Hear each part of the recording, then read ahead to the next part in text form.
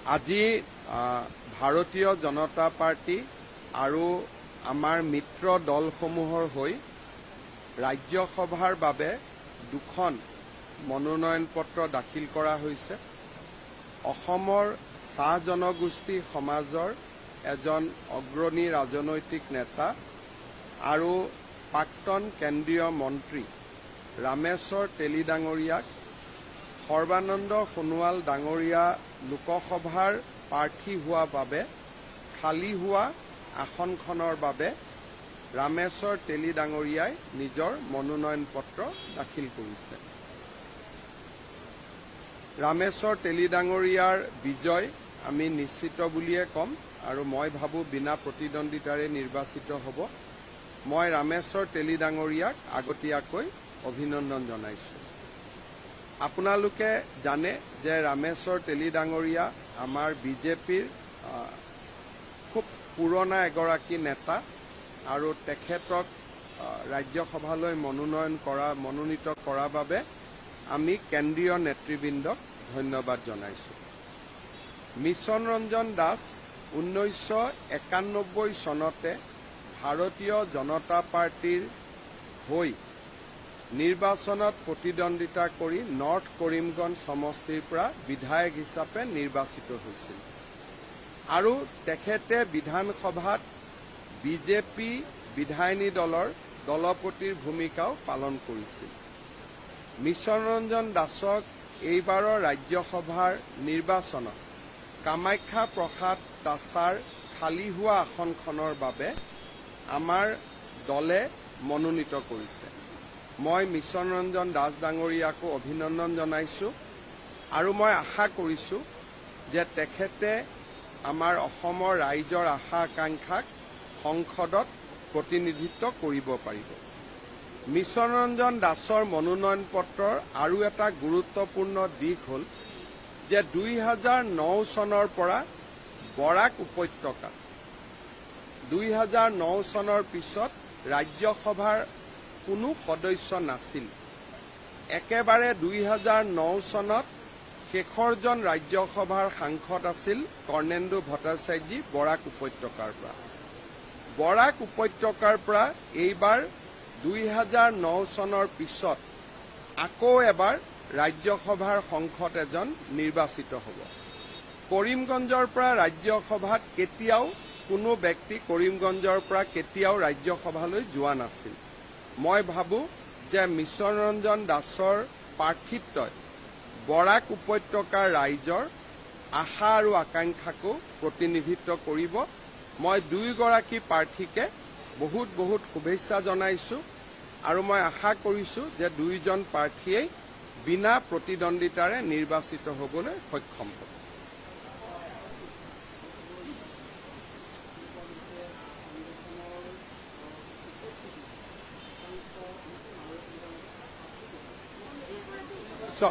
চাওক, এই কথাটো আপোনালোকে তেনেকে নল'ব।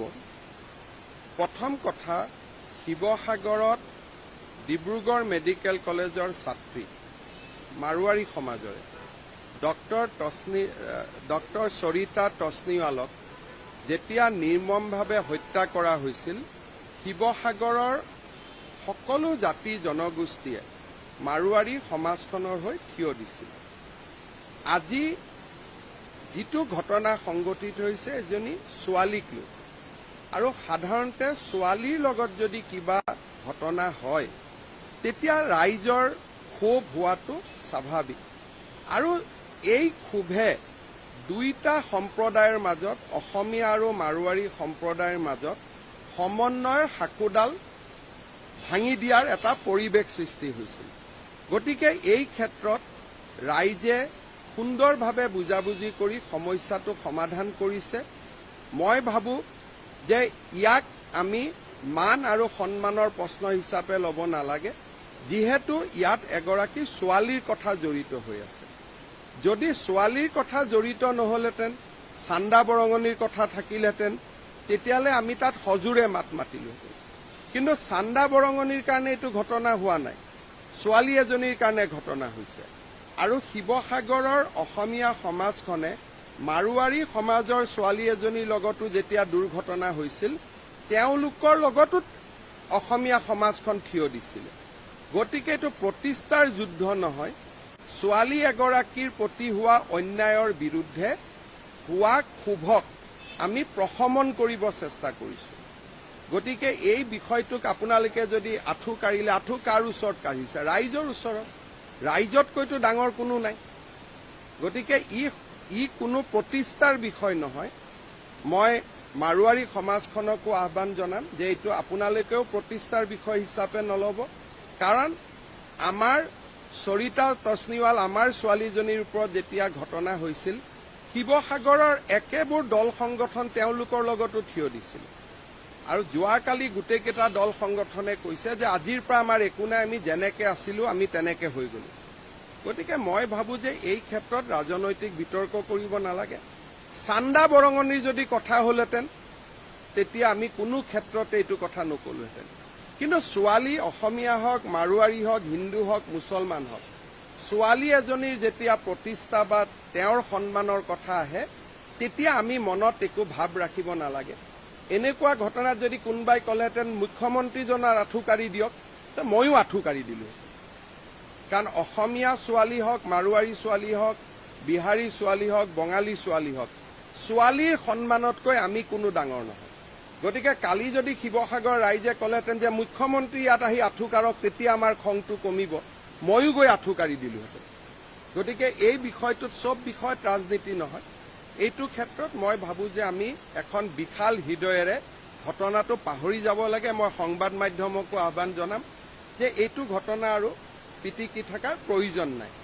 লগত মই এটা অনুৰোধ কৰিম, যোৱা দুমাহত 22 গৰাকী অসমীয়া জনজাতীয় ছোৱালীৰ ওপৰত বিভিন্ন ধৰণে সতীত্ব হৰণ কৰাৰ প্ৰচেষ্টা চলোৱা হৈছে আৰু তেওঁলোক বহুকেইজনী ছোৱালী মৃত্যুমুখতো পৰিছে। শিৱসাগৰৰ ৰাইজে যি ধৰণৰ প্ৰতিবাদ কৰিলে, শিৱসাগৰ ৰাইজক মই ধন্যবাদ জনাইছোঁ। বাকী অঞ্চলৰ ৰাইজেও য'তেই ছোৱালীৰ ওপৰত অত্যাচাৰ হয় তেনেকে গৰজি উঠিব লাগে। আজি ঢেকীয়াজুলিত ঘটনা হৈছে, ঢেকীয়াজুলিত ৰাইজ গৰজি উঠিব লাগে, বৰপেটাত গৰজি উঠিব লাগে, দুধনৈত গৰজি উঠিব লাগে। 22টা ঘটনা হৈছে যোৱা দুমাহত। গতিকে শিৱসাগৰৰ ৰাইজৰ পৰা আমাৰ নামনি আৰু মধ্য অসমৰ ৰাইজেও শিকিব লাগে।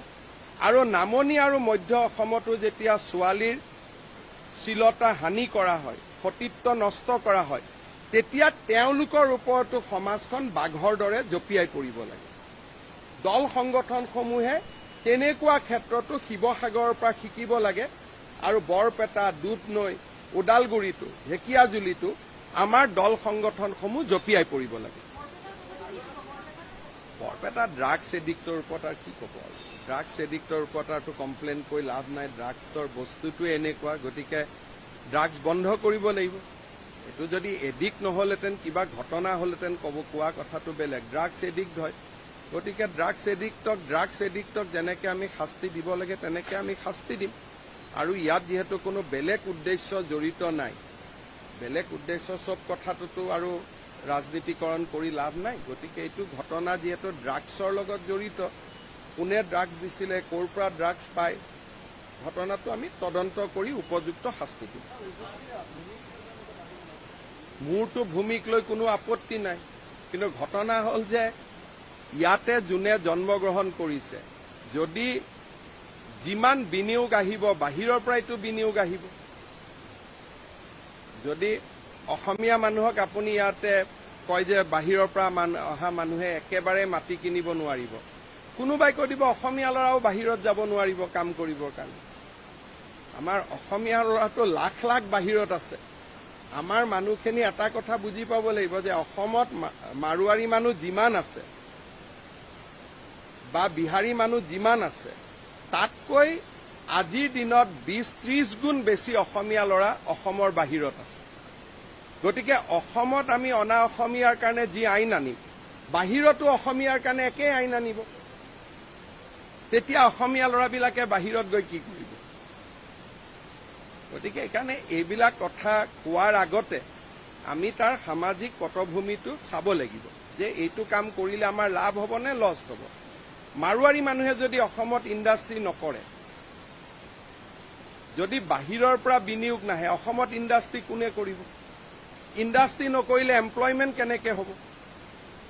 গতিকে আবেগৰ কথাটো বেলেগ, বিবেকেদি ভাবাটো বেলেগ। যদি বিবেকেদি ভাবি কিবা সিদ্ধান্ত হয় তাততো মোৰ কোনো আপত্তি নাই, কিন্তু অনা অসমীয়া মানুহখিনিক টাৰ্গেট কৰি লৈ আমি কি কৰিব পাৰোঁ? আমিতো কোনেও দাবী কৰা নাই যে মিয়াই মাটি কিনা বন্ধ কৰিব লাগে। আমি মাৰোৱাৰী বিহাৰী মানুহখিনিক কিয় টাৰ্গেট কৰিব লাগে? আমি মিয়াখিনিৰ কথাওতো ক'ব লাগে যে মিয়াই মাটি কিনা বন্ধ কৰক, সেইটোতো আমি কোনেও নকওঁ। গতিকে এটা যিটো ঘটনাটো বেলেগ। শিৱসাগৰ ৰাইজক মই ধন্যবাদ জনাইছো, অভিনন্দন জনাইছো, কিন্তু ছোৱালী নিৰ্যাতনৰ ঘটনাটোক বঢ়াই পেলাই একেবাৰে অসমীয়া অনা অসমীয়ালৈ লৈ যাব নালাগে। আমি পাহৰি যাব নালাগে অসমীয়া সমাজখনক জ্যোতিপ্ৰসাদ আগৰৱালায়ে আমাৰ সন্মান দি থৈ গৈছিল। গতিকে মাৰোৱাৰী চন্দ্ৰ কুমাৰ আগৰৱালা, জ্যোতিপ্ৰসাদ আগৰৱালা আজি অসমৰ আটাইতকৈ বেছি কলেজ আৰু স্কুলত আটাইতকৈ যদি বেছি মাটি দান কৰিছে, ডিব্ৰুগড়ৰ কানৈ কলেজৰ পৰা আটাইতকৈ বেছি মাটি দান কৰা সমাজখনেই হ'ল মাৰোৱাৰী সমাজ। গতিকে সকলো কথা শিৱসাগৰত হোৱা ভুল এটাৰ কাৰণে গোটেই সমাজখনক কণ্ডেম কৰিব, সেইটোতো হ'ব নোৱাৰে।